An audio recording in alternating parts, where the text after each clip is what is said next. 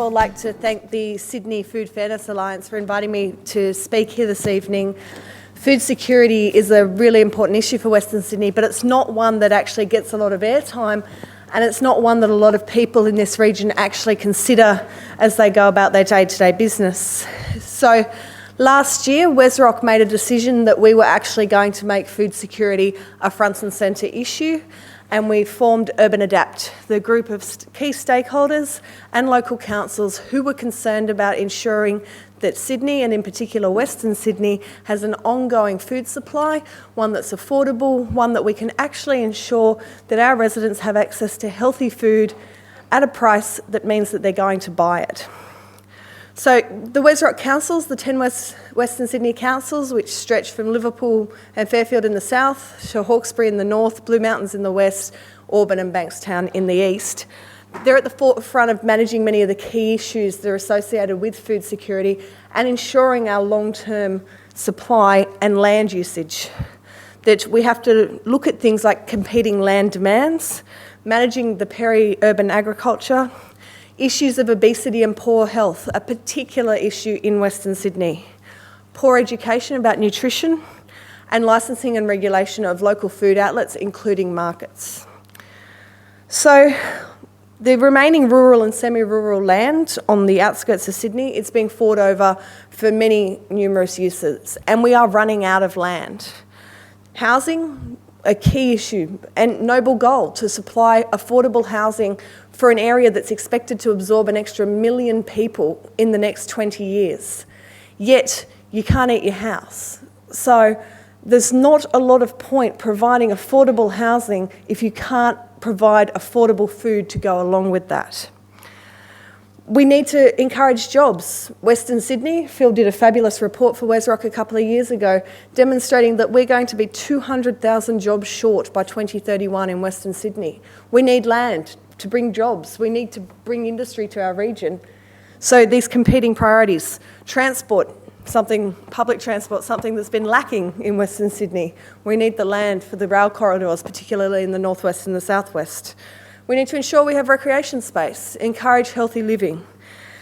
But importantly, we do need to ensure that our agricultural land is protected. And managing these key demands is a challenge for our councils, who are also played off by other levels of government, who have their own agendas and who have legislative requirements that we're required to meet, planning policies.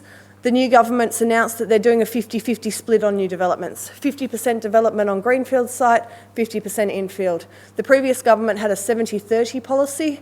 WSROC supports the 70-30. We think that infield development's more appropriate and more achievable. We don't think you can achieve 50% of new housing on greenfield sites, particularly in Western Sydney.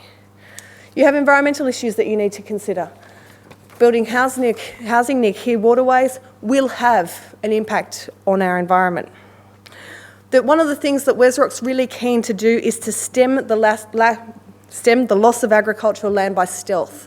Minor rezonings here, ring fencing here, and before you know it, our agricultural land has been eaten by housing or other forms of development. One of my first media calls when I became WSROC president was from one of the Hillshire newspapers, wanting to know my opinion on the chicken farm.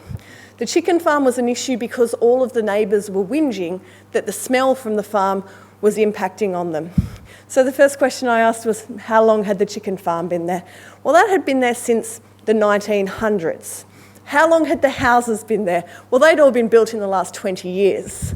So my view was, you knew what you were getting into, and poultry and eggs is a key industry for Western Sydney, and we need to preserve that. So I came down on the side of the farmers. I don't think that's what the local newspaper had wanted to hear, but that is strongly what I think you should do. They were there first, and the provision of food is really important. One of the things that we also do is that we want to promote agriculture in every local government area by recognising fresh food production in our local environment plans. Whether it's the large-scale farming in areas like Blacktown or here in Penrith, the Hawkesbury and Liverpool, to the small community gardens that we see in other areas such as Fairfield and Auburn. The large-scale protection of agricultural land must be done at a state level. that we can do our bits as councils and local government, but overall that protection must rest with the state government. And we would like to see a state environment planning policy, a new SEP that actually recognises the importance of those agricultural lands. Of course, other issues are all intertwined with this. Health issues. 55% of the population in Western Sydney is overweight or obese. Of the 10 local government areas, only the Blue Mountains falls below average when it comes to obesity levels. The other 9 local government areas are all above the national average, and that is shameful. Only 8.3% of Western Sydney residents consume the recommended amount of vegetables every day.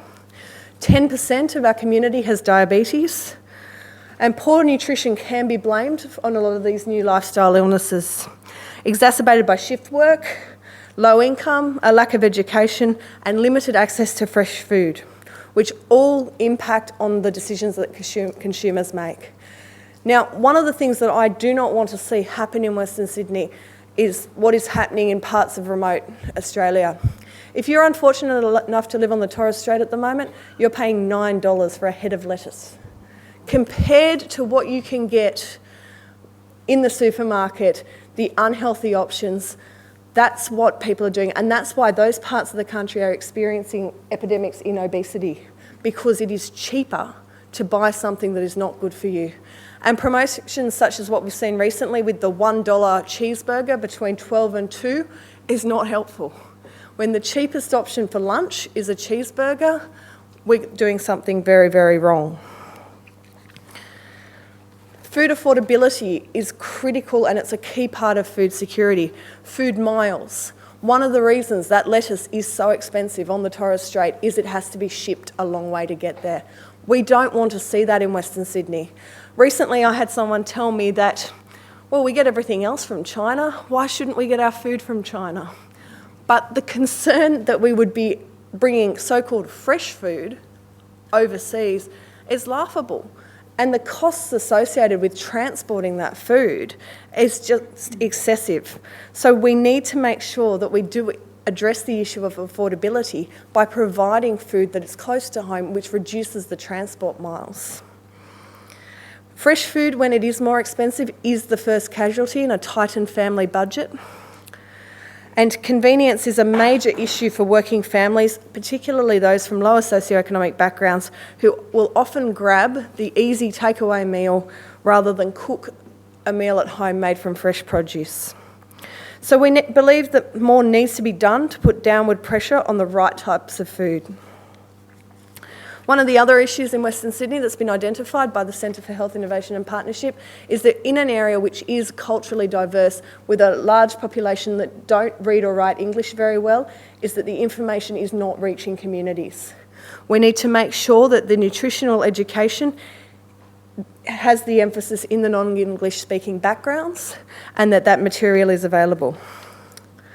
One of the other things that is a bit of a concern, and was a large concern in Western Sydney, is the dominance of the 2 big chains, which has ensured that the prices for our local farmers are not always competitive. So what we want to do is we want to make sure that our market gardeners have the opportunity to sell their produce, to sell it in bulk through things like local farmers markets, where it will become more affordable and they'll be able to be more competitive.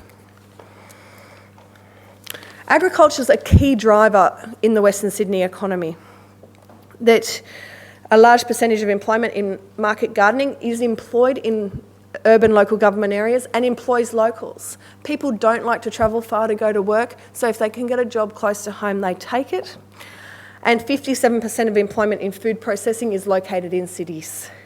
Western Sydney, which desperately needs to revive its flagging manufacturing sector, would be the ideal place to increase that food processing.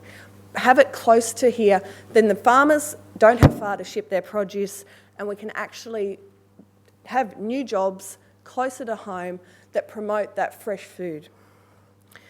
We're home to 1.9 million people in Greater Western Sydney, expecting another million. It does need to be managed.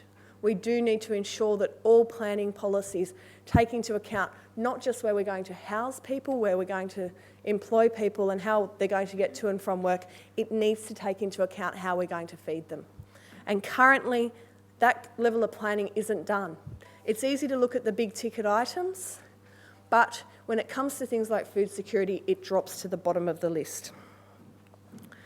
One of the things that we also think needs to be looked at is in the context of a carbon price. That is a critical reason why we need to reduce the food miles, because the costs, which in my view are completely justified in carbon pricing, will be put on the top of food if they do have to travel long distances. That's another reason why it makes sense to have processing in Western Sydney, it makes sense to have farming in Western Sydney, and it makes sense to ensure that our local population, which will soon be 3 million people, has a continued access to fresh food that is affordable and is local. Thank you.